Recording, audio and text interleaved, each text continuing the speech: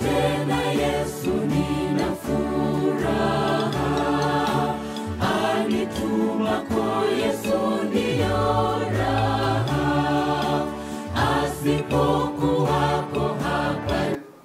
Naitwa Dr. Cyrus Kabere, mkurugenzi wa afya Jimbo Kuu la Kaskazini mwa Tanzania la Kanisa la Waadventista wa Sabato. Tatizo la ukimwi linakuwa kubwa sana kila kunapokucha. Hadi mwaka jana mwezi wa 7 inakisiwa kuwa watu milioni 40 karibu na 1 walikuwa wakiishi na virusi vya ukimwi.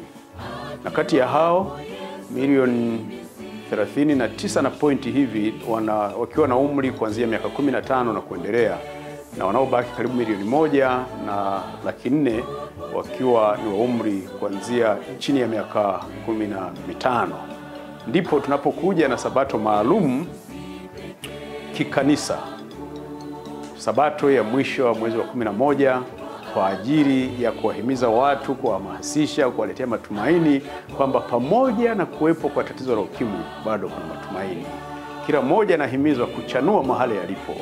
Unapochanua mahali ulipo, kama vile ua lilivyochanua likapendeza, ndivyo tunavyoweza kuwapa matumaini watu, tukiwaunganisha kwa Mwokozi wao. Sabato hii tarehe 29 mwezi wa 11 ni maalum ulimwenguni kote.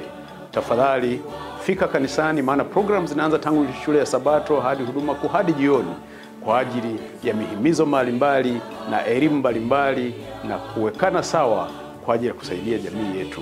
Bwana kubariki.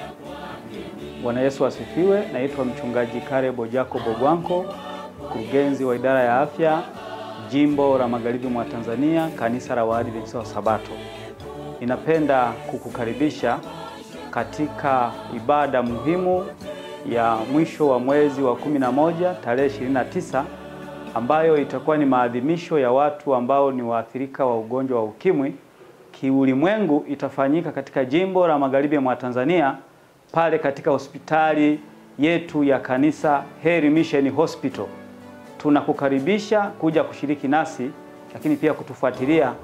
Tutakuwa live siku hiyo ili uendelee kupokea mibaraka pamoja nasi.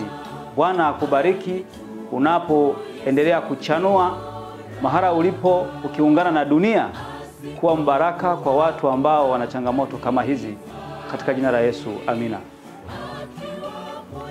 Kwa majina naitwa Bahati Kaitira. Mimi ni mkurugenzi wa idara ya afya katika jimbo la South Nyanza, ambapo makao makuu yake yako Mwanza. Nipende kukualika katika sabato ya tarehe 29 mwezi wa 11 2025. Shule ya sabato ya siku hiyo inakuja na mada nzuri kuhusiana na chanua mahali ulipo.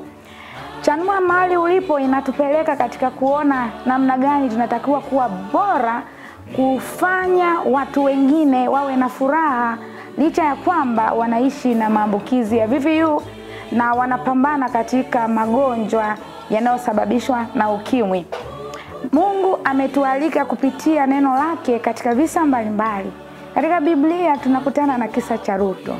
Huyo Ruthu ni mama ambaye alifiwa mume, akafiwa na baba mkwe, lakini anaishi na mama mkwe pia ambaye ni mjane.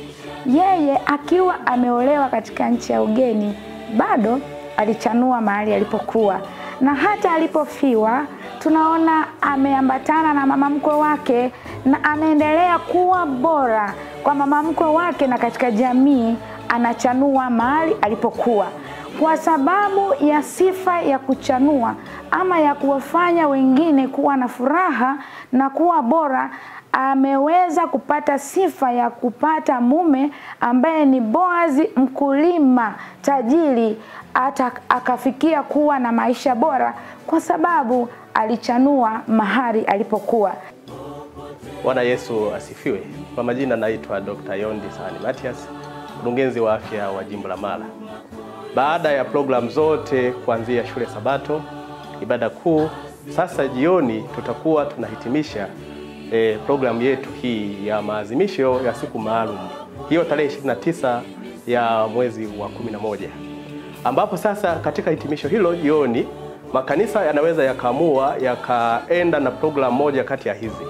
Inaweza ikaamua kufanya elimu au kutoa elimu inayohusiana na habari ya HIV na namna ambavyo inaasili na mchango wake wa magonjwa makuu kama kansa na mengine ambayo yanaathiri jamii kama ambavyo tumeona katika visa vya Biblia, au ikaamua kanisa mahalia likaamua kwenda kuwaona wahitaji na kuweza kuwasaidia na kuona kwamba kanisa halijawaacha katika mapito ambao wanayapitia na bado Mungu anawatambua kama viumbe wake. Nipende kukaribisha wewe mpendwa katika sabato hiyo. Usiache usiweze kumisi katika sabato hii, kwani Bwana ameibariki sana na Bwana atakubariki kadri unavyozidi kushiriki katika kikamilifu. Bwana kubariki na asante kwa kunisikiliza.